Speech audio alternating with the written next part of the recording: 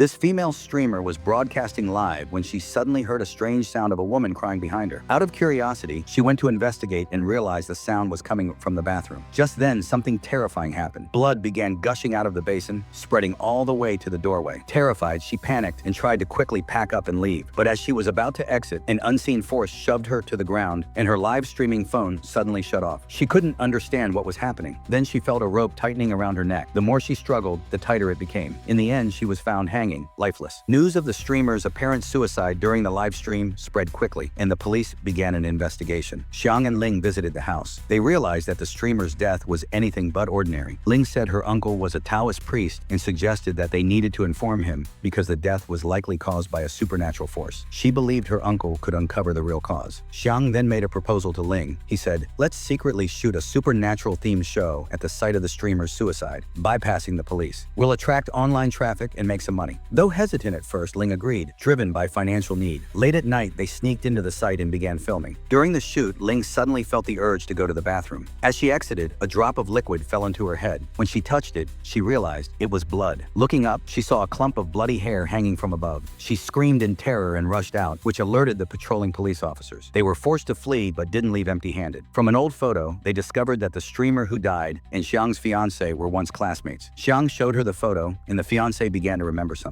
It turned out 10 years ago, she had a close friend named Li Yan. Unfortunately, Li Yan was constantly bullied at school by 3 students, the same ones in the photo. Li Yan could endure the bullying, but what she couldn't bear was that her best friend was secretly in a relationship with the boy she loved. Heartbroken by the betrayal, Li Yan eventually took her own life. Her deep resentment turned her into a vengeful spirit. The streamer who was found hanging was her first victim. Now, only one person in the photo remained alive, Shen Qianhe. She was likely Li Yan's next target, and she might suffer the same fate. To stop it, they needed to find Shen Qianhe. After some searching, they finally located her address, but it was too late. Shen Qianhe had already been killed by Li Yan. That night, Xiang's fiancé began acting strangely. Blood started oozing from her scalp. Xiang rushed to his Taoist uncle for help. After performing a ritual, the priest warned that she had already come under the influence of an evil spirit. He could protect her temporarily, but to resolve this permanently, they had to summon the spirit and attempt a dialogue. If that failed, her death would be inevitable. The priest went to the place where Li Yan had hanged herself 10 years ago. To the ordinary eye, the site looked normal, but the priest immediately sensed a powerful malevolent energy. He picked up some dust from the ground, mixed it with his spit, and saw the dust turn into blood. The priest asked, "What happened to the rope Li Yan used to hang herself?" The caretaker replied that her family had burned it, but when they looked up, they saw the rope still hanging there.